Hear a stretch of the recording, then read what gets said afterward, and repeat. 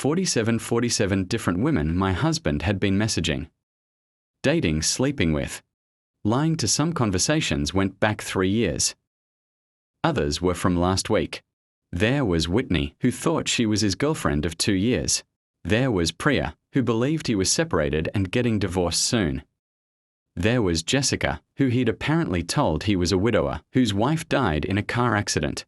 The creativity of his lies was almost impressive, if it wasn't so completely psychotic. I grabbed my laptop and started taking screenshots of everything, every flirty message, every promise of leaving me.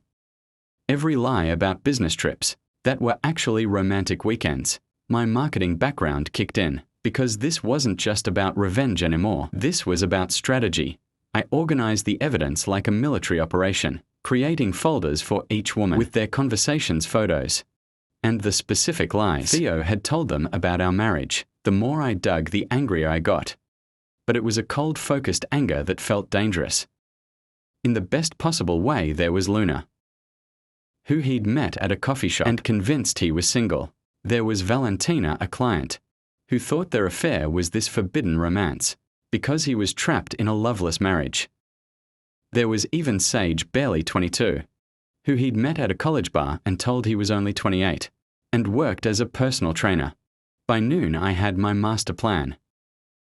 Instead of destroying Theo privately, instead of letting him control the narrative or manipulate his way out of this, like he'd probably done before, I was going to let karma use his own victims as the weapon. Every single one of these women deserved to know the truth about who they were sleeping with, and more importantly, they deserved to know about each other. I created a group chat and started adding phone numbers. 47 phone numbers of women who thought they knew Theo Richmond, who thought they were special to him, who thought they had something real with him. My hands were shaking as I typed each number, knowing that what I was about to do would detonate like a nuclear bomb in all of their lives, but especially in his. The group name came to me instantly. Theo's Girls with a heart emoji. Because why not twist the knife with some fake sweetness? I stared at that group chat for 20 minutes before I could work up the courage to send the first message. What do you say to 47 women who don't know they're about to discover they've been sharing the same man? How do you start a conversation that's going to destroy everyone's version of reality? Finally, I typed, "Hi ladies.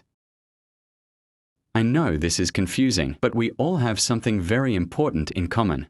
We are all involved with the same man, Theo Richmond. I'm his wife of 8 years, and I think it's time we all met." Then I hit send and watched my phone explode. The group chat went from 0 to complete chaos in under 10 minutes at first. There was confusion, wrong number. Who is this? I think you have me mixed up with someone else. But then Whitney, the one who thought she was his girlfriend, sent a photo of her and Theo at dinner last week.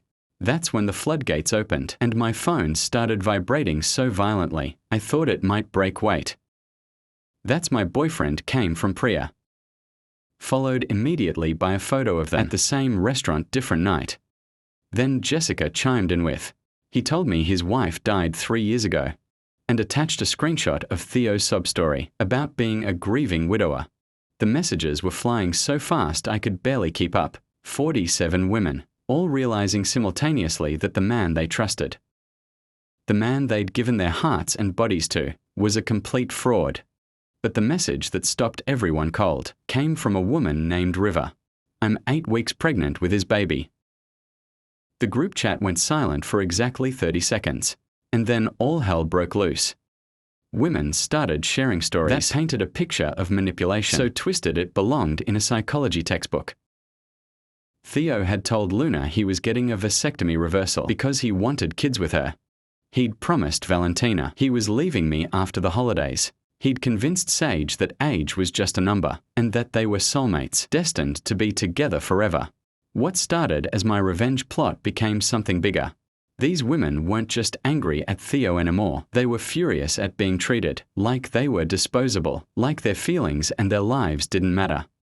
Someone suggested we all meet in person, and before I knew it we were planning the most epic confrontation in the history of cheating husbands. The plan was beautiful in its simplicity. Theo's real estate office had a big presentation room, where he liked to schmooze clients and show off his success. We'd all show up together. 47 women united by betrayal, and let him explain his way out of that. Some women couldn't make it because of work or distance, but 31 of us committed to showing up at exactly 2 p.m. on Tuesday, right in the middle of his busiest day. I spent Monday night picking out the perfect outfit, not heartbroken wife attire, not crazy scorned woman clothes, but power suit energy black blazer. Red lipstick heels that could double as weapons. I wanted to look like the successful, intelligent woman he'd thrown away for cheap thrills and meaningless hookups. Tuesday morning arrived like Judgment Day. I could barely eat breakfast, knowing that in a few hours, Theo's entire world would crumble in front of his colleagues, his boss, and anyone else unlucky enough to be in that office building. My hands were steady now though, no more shaking, no more tears. Just cold determination at exactly 1:55.